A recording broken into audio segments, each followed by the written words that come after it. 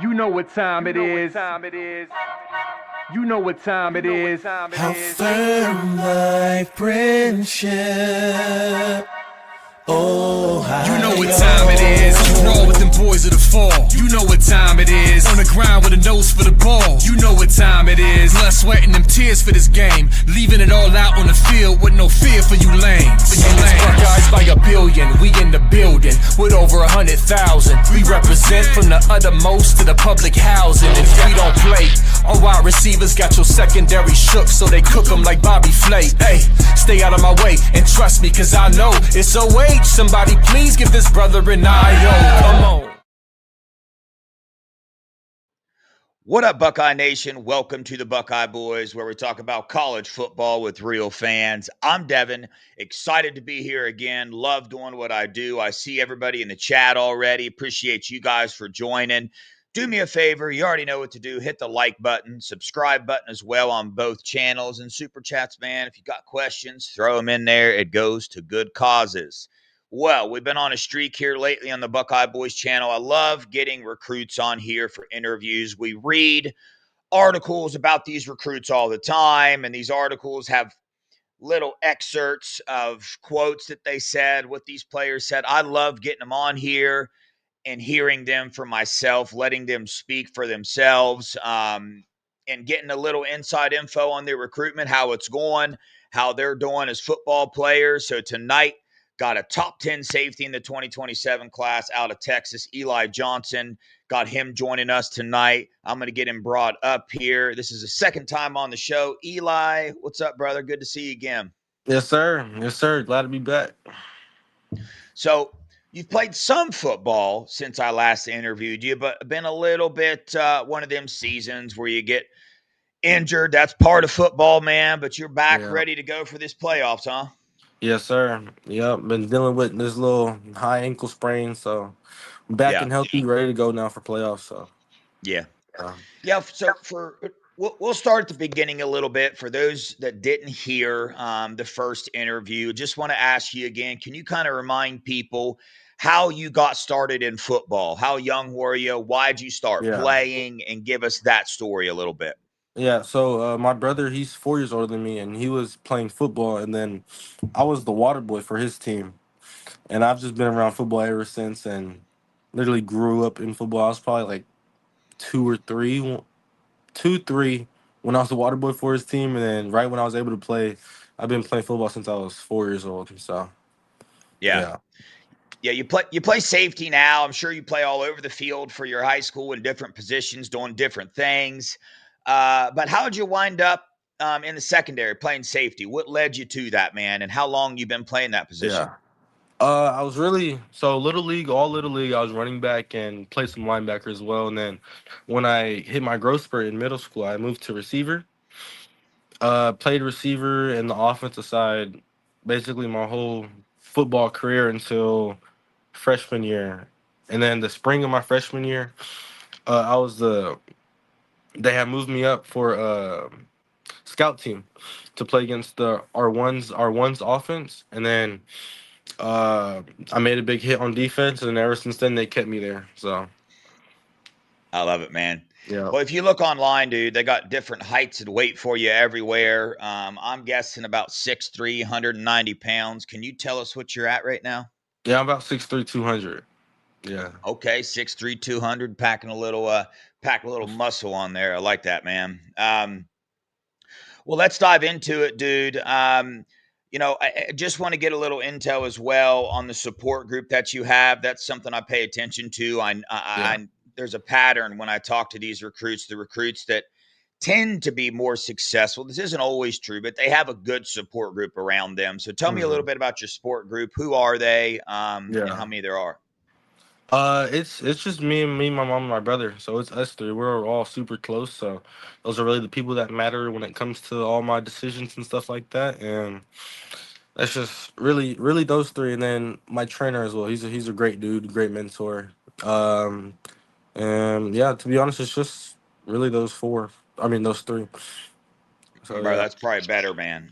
yeah. This day and age, Keep with the circle definitely how small. recruiting is, yeah, definitely with how recruiting is now. When money gets involved, a lot of people want want to become all of a sudden mentors and all kind of stuff. So that's good to hear, Yeah. man. You got some good people around you. But obviously, dude, you're a big time recruit in the 27 class. Rivals has you ranked as the number 82 player nationally, the number 8 safety in the class. I got you way higher on my board. I do my own little boards privately. I got you as the number 1 safety in the class. I haven't been shy about that. It's not because you're on here. I say that when you're not here. But I think you are an absolutely elite talent, man. Yes, sir. But with that, right, your recruiting is picking up a little bit of steam here. So take us back to the beginning of your recruitment. Who was your first offer and when was it? My first offer was UTSA, and that was for receiver as well. That was my freshman year that spring. So the start of the spring, I was at receiver, and then like midway through the spring is when they moved me to safety. So during that first part of the spring, I was doing really good against our ones defense, Yeah. and ended up getting an offer for receiver for UTSA. No, okay. Now, do you like that transition? Do you like that? I'm assuming you're being Ohio State's recruiting you. They're recruiting you at Yeah, safety. That's correct. yeah, yes, sir. Okay. Do you like that? I do. I love that actually. I want to play Okay. safety in college. Yeah, I do. Okay. Well, Yeah. perfect. That's good, man. Well, let's dive into that a little bit, man. It's a Buckeye channel here. Everybody in the chat, they're wanting to know, right? So tell us, man, when did the Buckeyes first reach out to you and who was it? The first time they reached out was when I went up there for a spring practice. So this past spring, I went up there and I would say maybe 2 weeks before that, Michael Hunter reached out and Okay. we just had a conversation and then just started to build that relationship then and then ended up scheduling that spring and then got up there and got to meet the whole staff and Coach Guerreri and the whole coaching staff. So yeah, that was really when they first started to keep in contact and just build that Nice. relationship. Yeah. Nice, man. Tell us a little bit about that first visit that you went on. Did it change your perspective? Did it Yeah. move the Buckeyes up the board? Give us some details and why that visit was so successful for you and for Ohio State. Yeah, it definitely moves up because comparing the Ohio State, the way they move around and go about their business and practice compared to other schools is way different. It's Yeah. obvious. It's obvious the way they should be. Like the way they practice is the way they're performing right now. Like they're performing at a high levels because they practice at a high level. And when I was there, I saw it firsthand. They're really serious about their business and know how to know when the time is right to do the certain things. Like don't goof around. There's a time and place for everything. So they know when it's business time, when it's about that time. So I said the Yeah. main thing is just their intensity, and it was a great experience. Yeah, it Yeah. was fun. Well, as Buckeye fans, man, I obviously sit back, watch a lot of Ohio State football. You hear a lot of things about this team, about what they're like in the locker room, the brotherhood, the faith, the culture. And we see what they're like on the football field. We hear about what they're like in the classroom. So, based off of your right, the visits you've went on so far, the conversations with the coaches, this might be putting on you spot just a little bit, Oh but no. just describe Ohio State and your like if you were to have to describe Ohio State in one sentence, right? Maybe it's the brotherhood, maybe it's the culture. What stands out the most as of this point in time for you? Is it development? Is it the brotherhood? Is it the faith aspect? Is it that they're number one? Is it that they're national champs? What stands out the most to you right now? You can only pick one. Yeah. So the main thing would this isn't my answer, but people would choose this Yeah. one is because they're number one and they're doing really good. But Yeah. to be honest, I mean obviously it matters, but to me Mhm. it's the way they coach and the way they develop their players. Like it's there a reason they're up that high is because they prepare and they just handle their business when it needs to be handled. So I really love the way that they develop their players and the way that they coach. And honestly, they're really cool people too. They're all down to earth and just cool people to be around. So Yeah. it's a great environment over there. So yeah, definitely the way that they develop their players. Yeah, I think in the past 5 years or something like that, there's been 30 secondary players drafted out of Ohio State. That's a pretty darn big number in That's 5 years. insane. Yeah. That's a pretty big number. Can't remember if it's exactly 5 years or not, but 30 and when you look at the other teams on the list, the number's not that high, but it's evident, man. Buckeye's been doing this for a minute. Like you said, you can see it on the field. When a player like, let me ask you this, man, when you see a player like Caleb Downs, who was playing at Alabama, got in the transfer portal and transferred to Ohio State, does that intrigue you at all? Does that like raise your antennas, or like, hey, if a player like Caleb Downs is choosing Ohio State, I really need to look at this school? Tell us a little bit Definitely. about that. Yeah, definitely. Because him coming from a big program like that, and there's no doubt that he had opportunities to go to wherever else he wanted to go, and he chose Ohio State over all those other places. I mean, it shows a lot. Shows that he really trusted them and trusted that they would develop him the way he needed to be developed. So it's definitely Yeah. a great thing to see. So yeah. Yeah. I don't know if you know this or not, man, but the Texas Ohio State pipeline has been picking up some steam, man. Last year, Riley Pettyjohn, Devin Sanchez just got Legend Bay as well. So Texas has been pretty good to the Buckeyes, and they're getting a lot of pull from there. Does that help, knowing that players from your state, big time players like Devin Sanchez, the number one corner in his class? I mean, I'm sure you know who he Yeah. is. And Riley Pettyjohn, like the number 3 ranked linebacker in his class from Texas, chose the Buckeyes. Does that help in any way your decision, or does that matter really to you? It definitely shows that they are willing to go from the South all the way up north and really trust their program, and just shows that they believe that they'll be developed if they go to that place. And it's definitely a great factor in my recruitment so far. So yeah. Yeah. Man, tell us about. I'm assuming Matty G. Is that the person that's in contact with you most at this point in time from Ohio State? It's honestly an even pull between Michael Hunter and Coach G. Yeah. Okay, all right. And then I'm What's also that in contact relationship like? with Coach Johnson as well. Oh, okay, that's good Yeah. stuff, man. Well, we know Ohio State's recruiting you pretty hard right now. What are some other teams that are up there on that list that are putting in the effort to try to get you to visits and trying Yeah. to build that relationship with you? Oklahoma. Oklahoma's a great school, great coach.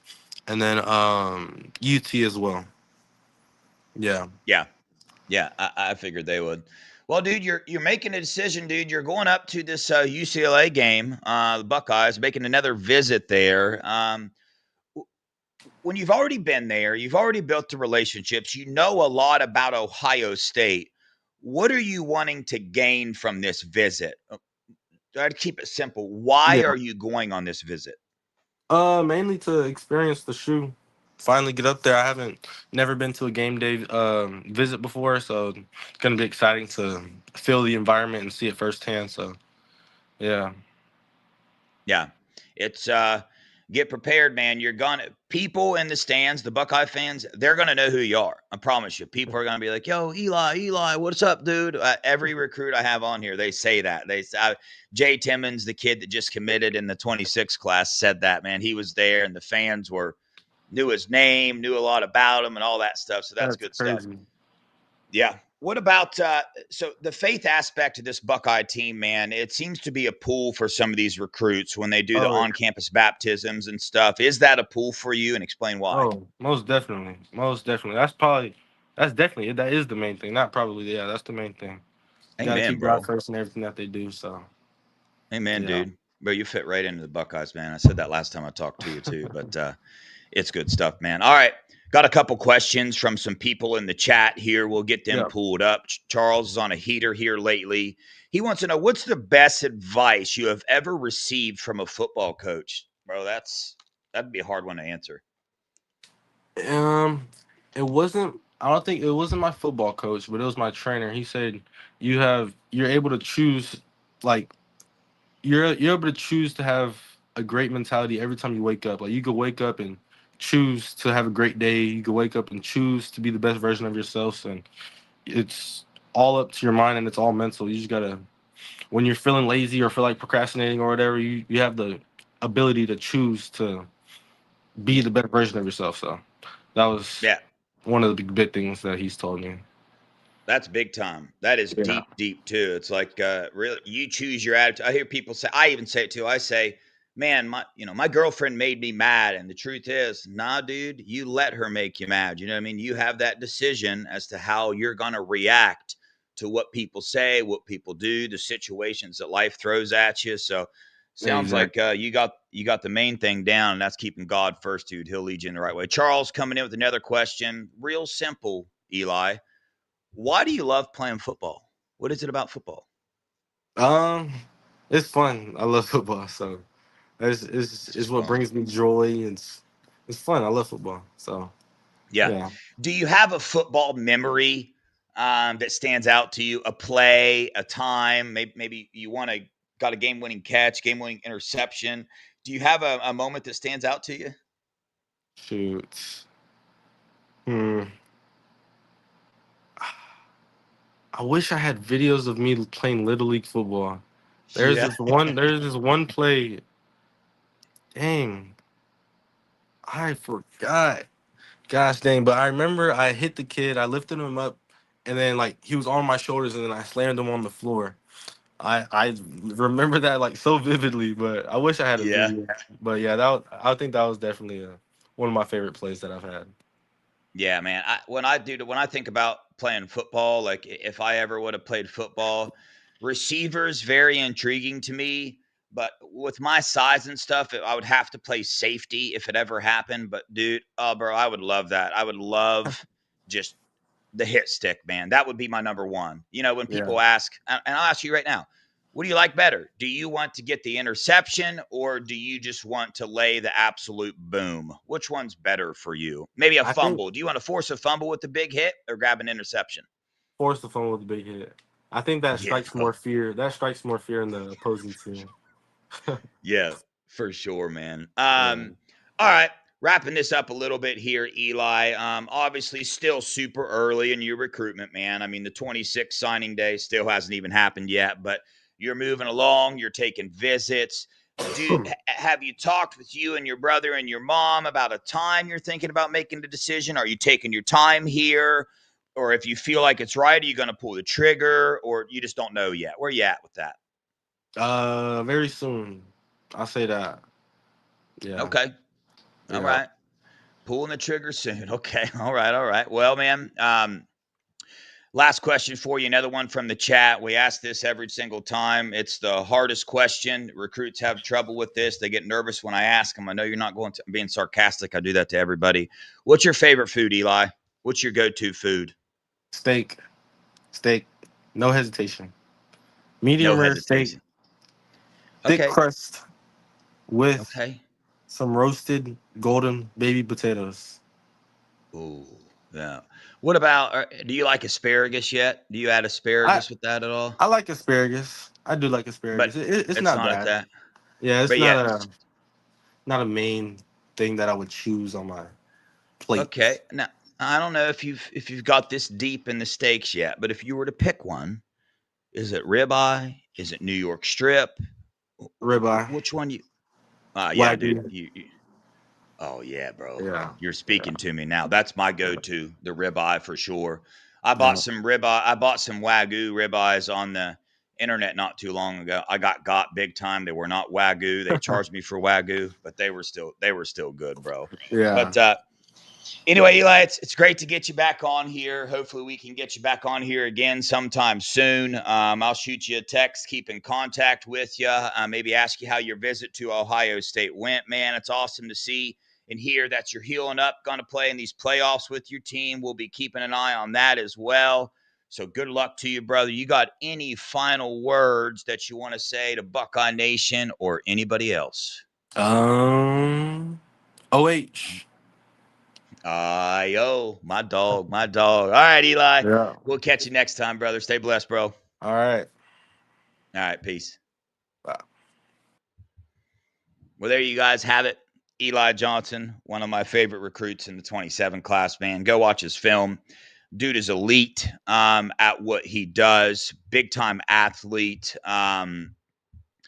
Well-rounded, just good dude, right? When you hear him speak, you guys know, you've heard enough recruits on this channel being interviewed. Like there's a theme for recruits that Ohio State is after. And I don't know where Eli is going to choose to go, but I do know how bad Ohio State wants him in his class. I've heard that from multiple people. He is at the top of their board in their class. They've been recruiting him pretty hard for quite some time now. So we'll see. He said he's going to make a decision soon, and he's about to be, on that visit to the Buckeyes. So we'll see, man. We will see. I already put my prediction in that he's going to end up a Buckeye just because I really want him to be one. So I'm trying to speak that into existence. So we'll see where he ends up picking. But all right, we're going to dive into something a little bit here because I don't know that I'm going to do a show tomorrow. So I want to talk a little bit about this UCLA game. Want to get your guys' thoughts on it, your guys' predictions maybe a little bit. So tell me about it, chat. Let's start off with it hot and heavy. Give me the score predictions in the chat. What are we thinking? I think it's a 31-point spread. I said last night on the show, I don't think the Buckeyes will cover. I will tell you that I am changing my mind in that. I'm changing my mind for a couple reasons. Because number one, there's going to be a lot of recruits at the game, right? It's not a big noon game. What time is the game, chat? Is it 3:30 or is it 7:30? Do we get? It's 7:30, isn't it? I should have asked Eli. I know he'd know immediately. Yeah, 7:30 prime time game, right? They just went through the Purdue game that we kind of felt a little scrimmagey, you know what I'm saying? And there was a lot of film gathered from that game in every position that Ryan Day's pretty turned up about. And I'm being told he's pretty turned up. We hear in his press conferences that when it's time to turn up the heat, they'll turn up the heat. I know it's not a playoff game, but I think Ryan Day's turning up the heat. I think they need a game where these Buckeyes go all out. They get focused. They get back on fire for the game of football. They start reeling in the scheme a little bit. Run-wise, they've been trying out a lot of different things. That's a lot to ask for this offensive line, especially last game with Ian Moore, Gabe Van Sickle, and a lot of players rotating in and out. I've heard a lot of people talking about that in the run game and this offensive line, man. And I just wanted to give my take on that for a minute because there has been games, right, where offensive line didn't look too good, right? The Wisconsin game, this last Purdue game, but not all the starters were in. And I've just heard a couple shows, man, they go in on the offensive line a lot. And I think it all stems because of the expectation that we had on this offensive line, right? It's like we have every position group that play for the Buckeyes. We expect perfection. Obviously, there's the right guard, but Carson Hinsman, Luke Montgomery had some rough games as well. But if you remember last year, right, before the playoffs, there were people complaining about the offensive line. It was happening, right? We were moving a lot of people in and out. Games would play. We'd come back on here, talk about it. Hey, did okay, but we got to solidify this up. And then all of a sudden in the playoffs, something changed. It seems like the offensive line stepped their game up. Well, I heard Funky on him and B. Moses talking, and Funky said, do we really think the players on the offensive line got that much better in 2 weeks from the scum game to the playoff game? Do we really think they all of a sudden got that much better at football? I'll tell you, the answer is no. What happened? Scheme. That's what happened. We saw the Tennessee game. We saw the first offensive series. Man, we chucking that thing downfield, opened up the defense, spread them out a little bit, was running some counters, different things like that. So I just don't share that. I know that, yes, we can nitpick each game, but I just don't think we've seen the Buckeyes open up their playbook at all. I really don't. And the second that happens, the game's going to get a lot easier for the offensive line. It's going to get the defense is going to have to try to shut down the pass more. That's going to open it up, right? And we saw the Purdue game, the very first play of the game, Bo Jackson takes it to the house, and JJ pretty much breathed on a dude from behind, and he fell over, and he got called for the block in the back. So, I mean, there's some good things going on with the offensive line. There's some bad things. I did think about this. I want your guys' thoughts on this. What do we think? All right, we'll start here. Chat, 1 out of 10. 10 being the offensive line playing the best that they can. 1 being obviously the opposite of that. Rate the offensive line 1 out of 10. Tell me where we're at. I'm going to give them a 7. I'm going to rate the offensive line a 7 right now. I think they got a lot more potential. And then I want you guys to do this, guys. Tell me if we're saying that it's the players, right? Like, I will say we do need a change at right guard. But then you ask yourself, what about Carson and Luke and Phillip Daniels and the struggles they have had? We can't replace the whole offensive line. So is there a switch up that this offensive line can do right now with personnel that will give you more confidence in this team? Now, listen, I understand it's late in the year and all that stuff, but look what happened to us last year. I mean, we had to make some changes. So I think that gets a little blown out of proportion a little bit. People talking about, hey, you can't make switches like that in the middle of the season. They got to play together and learn how each other play. We saw last year, man. So, there are times when that's the case and there are times when not. But I just got to thinking about last year when Austin Searfield was at guard, what this offensive line was doing. And I got to thinking, hey, Ian Moore looked pretty good at right tackle in that Purdue game. Yes, I know it was Purdue. But what if we put Ian Moore at left tackle, move Austin Searfield to left guard, Carson Hinsman at center, Luke Montgomery at right guard, and Phillip Daniels at right tackle? This is me in la land, just thinking out loud. This is not a, hey, I think the Buckeyes are going to do this. It's just a playful, fun exercise to think about. But ultimately, when I take a step back, I'm not too worried about it. And either way, man, we got Julian saying, you know what I'm saying? Yeah, the natural. I know. Just a fun little exercise I was playing because, right? I mean, I guess Josh Padilla is the other one here who can come in. But yeah, the natural. That's what I was looking for. The best 5. Who's our best best offensive linemen? And man, with as highly ranked as Ian Moore was, and everything we've been hearing, and what I saw from him in the Purdue game. Not so sure he's not one of the best 5 offensive linemen. I'm just not. Josh Padilla can be thrown in there as well. But the coaching staff knows what's up, right? And like I said, I'm convinced that when we hit these playoffs, the Buckeyes' offensive scheme is going to look a little bit different. And like I said, we got Julian saying. So I think we're going to be all right. He's proven he's able to move in the pocket good and things like that. So let me hear it, guys. Who do you think is going to be the offensive standout in the UCLA game? Drink Gator Bites on the way. No Gator Bites right now. It's a little cold here in Florida. It actually got below freezing for the first time last night in Florida. It was cold, man. The last 2 days, it's been like 58, 6.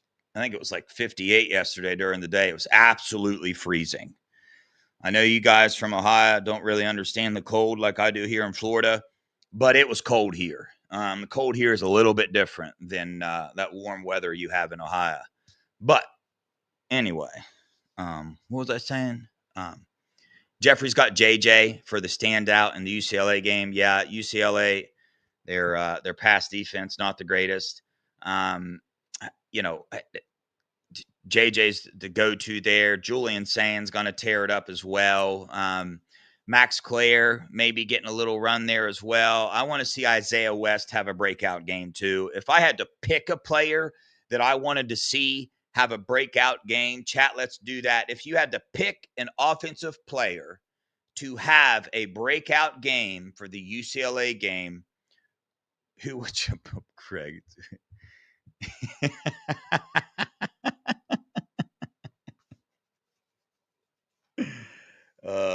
You guys know I was being sarcastic, right? Just trying to press your buttons a little bit. Hopefully you know that. If you don't, you do now. If you had to pick an offensive player to have a breakout game in the UCLA game, who would you want it to be? See, I feel like, Steve, I feel like Bo's already had that. I feel like Bo Jackson, he's already had his breakout game. Cat's out of the bag there. He's rushed for over 100 yards multiple times. Isaiah has not yet. So I would just love to see that. Lucia probably is coming in with the best answer, though, Tegra, because we need it. Lucia, spot on. You got me there. You beat me. That's a better one. How about just right guard, right? Whoever they choose at right guard, let's get him in there. Let's do the darn thing. You go over the defensive side of the ball. And again, I'll try to get back on here tomorrow. I'm heading out of town tomorrow, going on a golf trip with some buddies. So actually, my buddy from Teen Challenge is coming here tomorrow, staying the night. We're going to wake up and drive. So it depends what time he gets here. If he gets here before 8, I'm probably not going to do a show. If he gets here after, I'll come on here with more of a breakdown for the UCLA game. But just in case I don't, that's kind of why I'm doing this. King James picking Brandon Ennis. I want to see him go crazy in the slot, have a position, show some fire. Yeah. D. Sanchez. Hey, D. Good to see you in here. Porter. Yeah. That'd be good, too. Quincy Porter is a dog, man. He's an absolute dog. I want to see Quincy Porter catch a screen pass because I am enamored with his ability, with as big as he is, with his shiftiness at his size. I want to see Quincy Porter catch a screen pass and see what he can do with it. But flipping to the defensive side of the ball, right? Really, only concern I have here is the quarterback rushing the ball, Nico, right? That's his main strength, huge competitor, big time player. Yeah, D mentioned Phillip Bell as well. Yeah, Phillip Bell, Phillip Bell, interesting. I know a squirrel moment here, but once upon a time was the number 1 ranked receiver in the 2025 class. You guys know that? Well, if you don't, you do now. I mean, he was like a top 10 player nationally. Okay. And then the rating services did their thing. I don't know what they did. I don't even know where Phillip Bell ended up, but you saw the spring game. You see he gets into games. He's been in a couple games this year already. So Brian Hartline wanted him. That should tell you all need to know. They do not look at Phillip Bell. Yeah, so Phillip Bell, 6'1", 200-pound. Yeah, bro. Adam, don't even have him ranked. The number 42 receiver in the class. Such a joke. Yeah, bro, Rivals has him number 324 nationally. How do you go from the number 1? Okay, you have to make somebody mad to go from the number 1 receiver in the class. Oh, okay. D might have gave us some intel there. Yeah, changed schools and it hurt him. Yeah. But the fact that he was ranked number 1 shows you he has the skill set. To go from number 1 receiver in the country to the number 42 receiver in the country, that should tell you what you need to know about recruiting services. They can't get them all right. It's impossible. Too many players to do it. I have a hard enough time keeping track of just the Ohio State guys. But back to the defensive side of the ball and Nico, we know when you watch the Penn State game, they beat Penn State. That's what it was. But we know Jim Knowles and his defensive scheme got hurt a lot with running quarterbacks. I'm not too concerned with Matty P and the running quarterbacks. We saw the game against Ohio. We took care of that. We saw the game against Washington. We have Arvell Reese. We have Caleb Downs. So I'm not too concerned there. UCLA's rushing attack is not half bad, right? These past couple games, not half bad. Since the coach got fired, new coach came in. Seems like they picked up a little juice in the run game. And that's one area of this defense that I've heard some Ohio State fans have a little bit of angst about, a little bit of worry about is, hey, how can we hold up against a good rushing team? So that'll be something to keep an eye on. Tywan Malone will be available, Ryan Day said. Edric Houston will be available as well.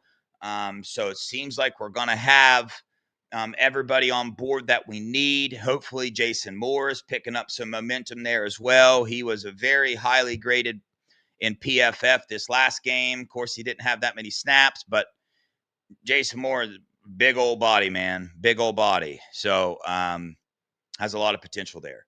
But there's that. And then obviously the secondary is just elite. Just elite. But we're going to do the same thing. If you had to pick a defensive player that you want to see have a breakout game, D just stole mine. Believe it or not, this is what I want to see. I want to see Devin get a pick 6. I think I've predicted that 2 times already this year because I just feel it coming, right? He's been in position several times. That the last game they got called for that pass interference. That was one of the sissiest calls I've seen all year. That was good defense, and we know the level at which Devin can play. Freshman coming in there, if he just hasn't had that game yet, his breakout game yet, right? I mean, getting on the field as a freshman is breakout enough for you. But when I say breakout game, I do mean that. An interception, a forced fumble, 3 or 4 pass breakups, something like that. He's capable of doing it.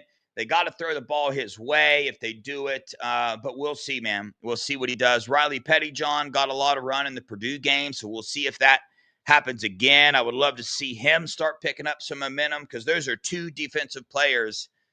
They're going to be cornerstones in this defense next year. Riley Pettyjohn and Devin. We're going to lose Iggy. We're going to lose Arvell and Sonny. Right? So, we got the Texas Tornado. What's the line? And dude, I got too many names going in my head. Well, I'm drawing a blank. Who's our third linebacker? This is bad. This is bad, chat. Come on, help me. I'm looking bad. Anyway, and TJ Alford in the linebacker room as well. Have a pretty stacked linebacker room. Peyton Pierce, thank you so much. The Natural, Steely, appreciate you guys. So that's good. These linebackers gonna have a heck of a game as well. The question here is, I mean, last game you would have liked to have seen more pressure, but last game, Matty P switched up the scheme a little bit. He put different players in different positions because we know Arvell Reese, Kenyatta Jackson, we know those guys can get pressure when they want to get pressure, right? We know that. So the Buckeyes put some newer players in that position to give them some reps, to give them the opportunity and kind of get an idea of what they have in that position. So we're coming out this game. We had 0 sacks in Purdue. I don't expect that to be the case. We remember what happened last year when we played Tennessee. Got some pressure on him, cracked his helmet a couple times. It's a primetime game, nighttime. Recruits there from the 26 and 27 class. The 27 class, people that are coming just keeps growing and growing and growing. There's a couple top defensive ends coming there as well. So we'll see. I think the Buckeyes are going to turn up, man. I really do. I think they're going to cover the spread, and I think you're going to see a more explosive offense and a more aggressive defense with Arvell and Downs kind of splitting a little bit on who's going to spy Nico, because there's definitely going to be a spy on Nico. But the score prediction, man, what do I got? Let's see. I got 45-3. That's my score prediction. 40. Charles, yeah, I see you keep saying this for sure. Dude, I'm telling this Buckeye coaching staff, Ryan Day said a lot about recruiting in his last press conference. I'm going to hit on that real quick. I hit on it before already. But there was a decision made that changed Ohio State's strategy with this recruiting class, okay? So we knew that the Buckeyes wanted to have a little more pressure towards the end of the signing day, or when we got closer to signing day, right? And we knew that the Buckeyes put a lot of focus on knowing and making sure these players are who they think they are. Why? Because of the amount of investment that you have to make for these players, right? And what's the best way to make sure, if you're going to pay a player $500,000 a year, you want to get as much information about him as you can. So you wait until you see their senior film and you see, all right, if they were good in their junior year, did they do it again? Did they get better in their senior year? If they didn't, then maybe you back up a little bit. So that's part of this strategy as well. The Buckeyes wanted to wait for the senior evaluations before they pulled the trigger and made some offers on some of these guys. That's what they're doing. It's paying off. But there's another aspect to this recruiting strategy, and that's the decision to change the transfer portal window. It changed, right? It forced the Buckeyes. It did not do this to every team. But when you're Ohio State, you're going to be in the playoffs every year, okay? There's other teams in the country that are going to be affected by this, the Alabamas, the Georgias, the Oregons.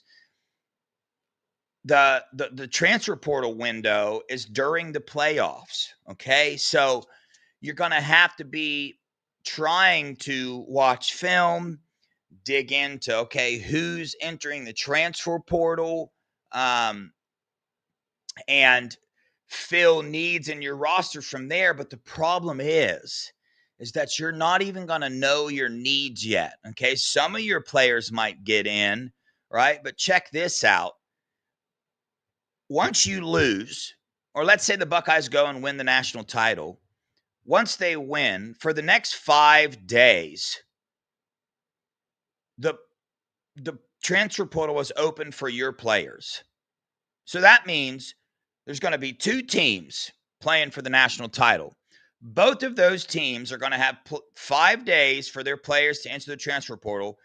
And those are going to be the only players in the transfer portal at that time, because it will have already opened and closed. So that means every other college football team in the nation is going to be staring at your roster for holes that they didn't get filled during the first transfer portal. Okay? And if they happen to pull some people away from your team, you're not going to have another window to go in and get them. So what does that mean? That puts a big emphasis on this 2026 class to go out there and make sure you have the numbers. You cannot rely on the portal at all anymore. The reliance on the portal just went down way more. The Buckeyes were never big on it to begin with. Well, now they're even less big on it, right? Because they're going to be in the playoffs. Okay, so they've got to make sure they're recruiting, getting the numbers, and not just that, getting elite players too, because it's not just numbers that you need. You're going to have starters leave next year, and you're not even going to know at that point in time. You're not going to know, hey, who's going to the NFL and who's not. So when the transfer portal is open, you're not even going to know your needs at all. You're not going to know who's going to the NFL. You're not going to know who might go to the portal. You're not going to know those things. So, it's just so wild to me. But there is good news here.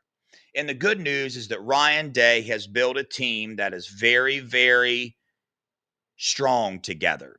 The culture, the brotherhood is what this team is about. That's what Ryan Day preaches. That's what the leaders on this team preach.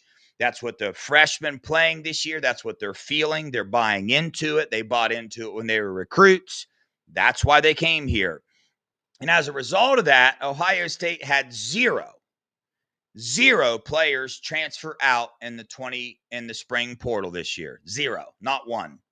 So that goes to show you right there that puts me a little bit at ease for that 5-day period. I have faith in this culture and in this coaching staff to keep the players that we need and that we want to keep. I think the Buckeyes will successfully do that. So that's my little rant. I think that's it. I don't have anything else. Craig's got the same score prediction as me. Charles got 38-14. Matt's got 52-6. Boy, I would love to see that, man. Craig's got the same one as I do. Terry's got 42-7. Okay. Liz, 5210. I'd love to see us get in the 50s, man. I'd love to see it. But all right, y'all.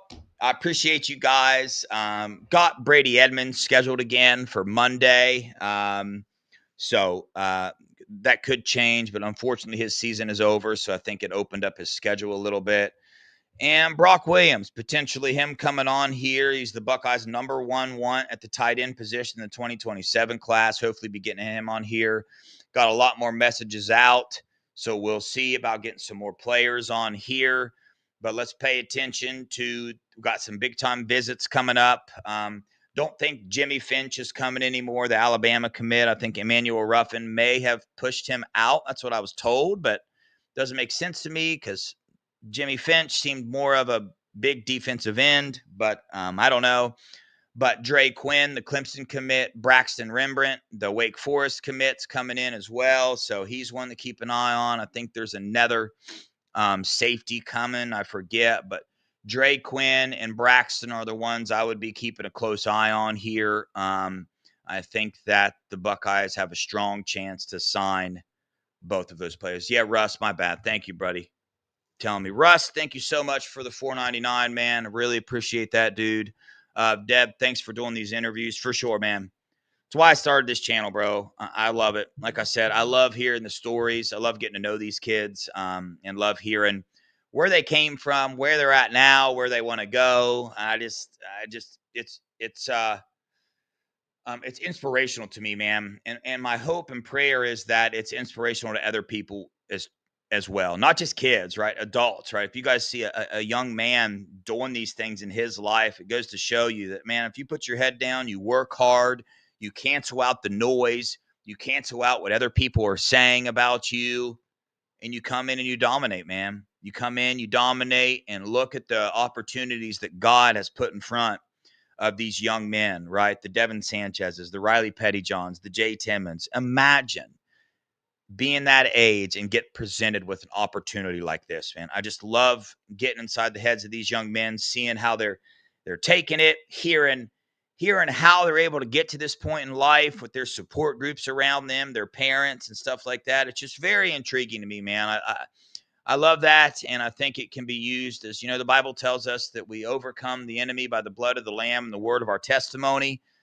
I kind of see these interviews kind of being like a little bit of a testimony for a lot of people to show them that, hey, man, you can accomplish what you want to accomplish in life if you keep digging in, you keep working, and you give it all you got, man. But hey, appreciate you guys for joining tonight. Again, I may or may not be on tomorrow. I will be doing a post-game show after the UCLA game. Dang, that's at 7:30. Will I be? I don't know, man. I plan on it. I'll plan on being here for that. I'll be in Tampa, so I'm going to bring my stuff with me. So we'll see. But appreciate you guys for watching. As always, don't forget, hit the like button. Keep the subscriptions going for Buckeye Scoop. Give me 2 seconds, and I'll tell you how many more we need to go. All right, we there. We need 144 more people. We need 144 more subscriptions to reach 37K. And go over to the Buckeye Boys channel. If you're watching on Scoop, when we get off here, if you could go over to the Buckeye Boys with a Z at the end and subscribe and like the video over there as well, it really helps us out. So on that note, appreciate you guys. Love you guys. Go Buckeyes. OH.